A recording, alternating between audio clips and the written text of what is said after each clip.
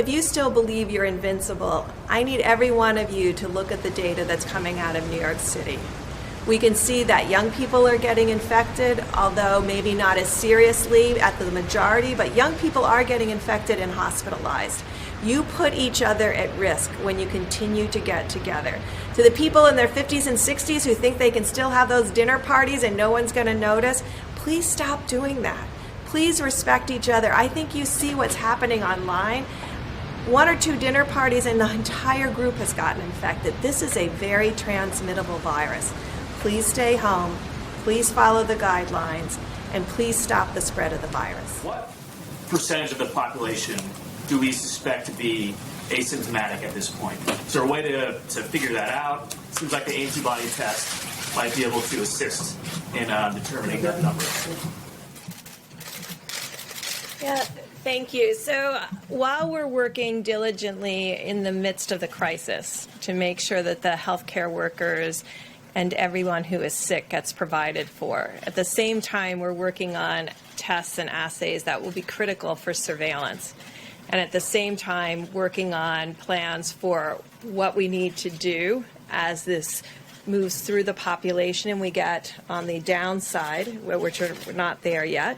And hopefully most of the states will say, like California and Washington, and then what we need to do to be prepared for fall. So all 3 of those things are happening simultaneously, and there's people working on each one of those work streams. The antibody piece is critical, as you described, because at this time we can't, if we have, let's say asymptomatic status is inversely related to age. And so the younger you are, the more likely you are to be asymptomatic. We have to know that because we have to know how many people have actually become infected. So when we talked about 5 days ago, I think on Monday, I called on universities to work on an ELISA-based test to test for their health workers and really get through that. At the same time, the private sector is working on tests. And what do we want those tests to be? We want those tests to be like what we use for HIV and malaria. Finger prick onto a cassette, you get a line if you're positive, and you get a control line. Negative, the line isn't there, and there's the control line. That's our dream assay because it's a finger prick. In the meantime, we're not waiting. I mean, we're pushing for that. At the same time, we're asking to develop an assay, the ELISA-based assay, which requires a tube of blood.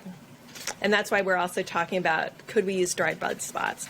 We also put out a call directly out to the military because of the Roosevelt to really test all of the sailors on the Roosevelt with an antibody test to get to this critical issue of asymptomatic and already pre-existing antibody.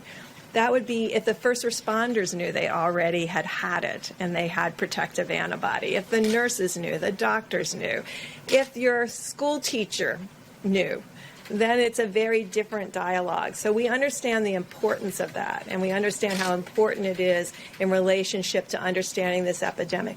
One other comment, because I know we're always saying who knew what when.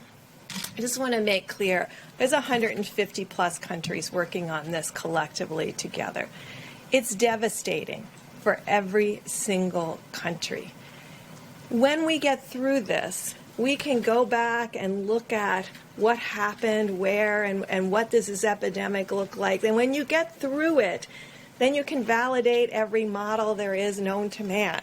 When you're in the middle of it, you have to concentrate on serving the needs of each American and what that need looks like. At the same time, you have these other work streams on surveillance and how to be prepared both scientifically and therapeutically and vaccine-wise for the next fall if that happens again. So I think these things are happening together, but I just want us to really concentrate on the fact that all around the globe, country after country is dealing with this.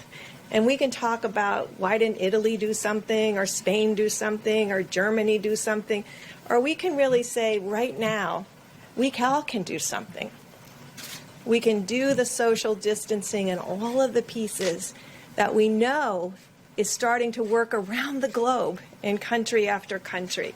And then when we get through all of this, we can ask the questions about could we have done some piece of this better as a global community? I will remind you that on February 3rd, the head of the WHO said there was no reason to ever do a travel ban. You know, it wasn't until January 14th that we knew that there was human-to-human transmission.